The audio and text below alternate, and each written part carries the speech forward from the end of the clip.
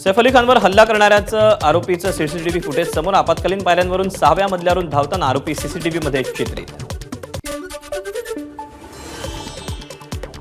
हल्लेखोरानं 1 कोटी रुपये मागितले, एफआयआर मध्ये उल्लेख। सैफच्या मुलाची नर्स एलियामाचा जबाब। सैफ अली खान हल्ला प्रकरणी अज्ञात आरोपींवर विविध कलमांतर्गत गुन्हे दाखल।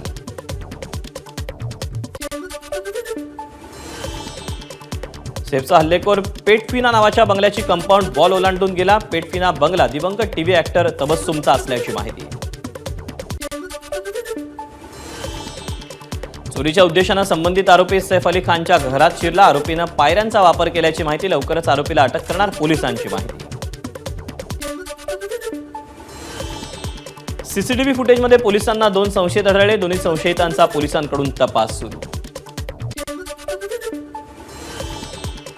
सैफच्या घरी फ्लोर पॉलिशिंगचं काम करणाऱ्यांना कामगारांना घेतलं ताब्यात। चाकोल्या प्रकरणी कामगारांचीही पोलीस करणार चौकशी।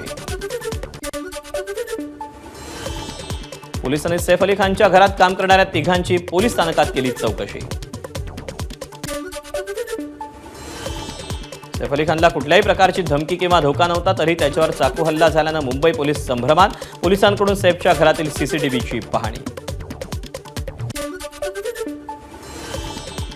अभिनेता सैफ अली खान हल्ला प्रकरणाचा मुंबई गुन्हे शाखेच्या 8 टीमकडून तपास। संपूर्ण प्रकरणावर मुंबई पोलिसांच्या एकूण 15 टीमकडून तपास सुरू। क्राईम ब्रांचचे अधिकारी दया नाईक यांच्याकडून सैफच्या घरी जात घटनास्थळाची पाहणी। दया नाईक यांच्याकडून आढावा। हल्लेखोरानं सैफच्या पाठीत खुपसलं होतं धारदार शस्त्र। सैफला झालेल्या जखमात गंभीर असल्याची माहिती। हल्लेखोराकडून सैफवर एकूण 6 वार, त्यातले 2 खोलवर। हल्ल्यात सैफच्या मानेला 10 सेंटीमीटरची जखम, हातावर आणि पाठीवरही वार। सैफ अली खानवर मुंबईतील लीलावती रुग्णालयात 2 शस्त्रक्रिया, जवळपास 2.5 तास शस्त्रक्रिया चालल्याची माहिती। शस्त्रक्रियेनंतर सैफला आयसीयूत हलवलं। सैफवर उपचार करणाऱ्या डॉक्टरांची माहिती। सैफवर झालेले 2 वार गंभीर, मात्र सध्या प्रकृती स्थिर।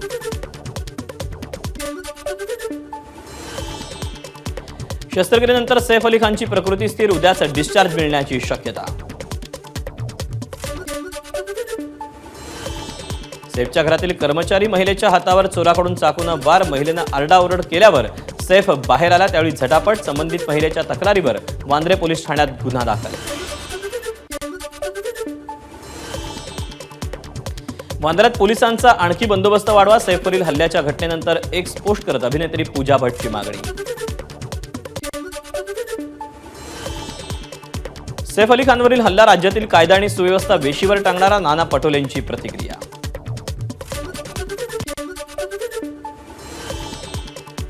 सैफ अली खानवरील हल्ल्यानं मुंबईच्या कायदा सुव्यवस्थेचे पुन्हा धिंडवडे निघाले। खासदार वर्षा गायकवाड यांची टीका। सैफ अली खानवरील हल्ला हा धक्कादायक, आदित्य ठाकरेंची पोस्ट। महाराष्ट्रातील कायदा आणि सुव्यवस्थेवर देखील प्रश्नचिन्ह केलं उपस्थित।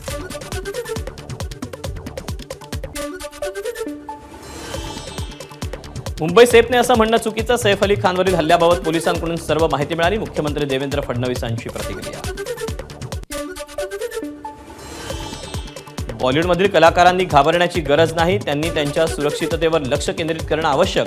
अभिनेता सैफ अली खानवर झालेल्या हल्ल्यावर प्रसिद्ध गायक अनुप जलोटा यांची प्रतिक्रिया।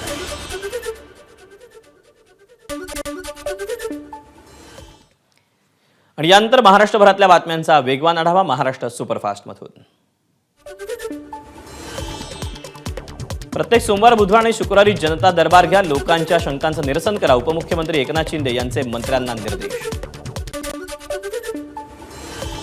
शिवसेना आणि राष्ट्रवादी काँग्रेसच्या विधान परिषदेतील आमदारांचं अपात्रतेप्रकरणी पुढील सुनावणी 2 महिन्यांनी। बीड प्रकरणात फडणवीसांना आणखी कठोर वागता आलं असतं। अजित पवारांनी मुंडेंना मंत्रिमंडळातून बरखास्त करायला हवं होतं। बीडमध्ये अतिक अहमदपेक्षा भयंकर लोक धिंगाणा घालतात, सामनातून हल्ला।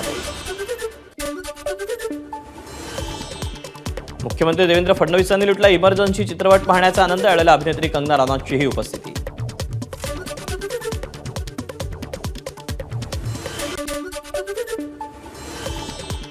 ओला प्रमाणेच मुंबई पुण्यासह राज्यभरात आता बाईक टॅक्सी सेवा सुरू करण्यात येणार. पुढील 2 महिन्यात परिवहन विभागाकडून अंमलबजावणी केली जाण्याची शक्यता. अपघात रोखण्यासाठी एसटीकडून चालक आणि वाहकांची अल्को टेस्ट यंत्राद्वारे तपासणी होणार. राज्य परिवहन विभागाकडून विशेष पथक तैनात. अतिवृष्टीपूर, उष्णतेच्या लाटा, चक्रीवादळ आणि हवामानविषयक अन्य घटनांमध्ये गेल्या वर्षभरात 2400 जणांचा मृत्यू.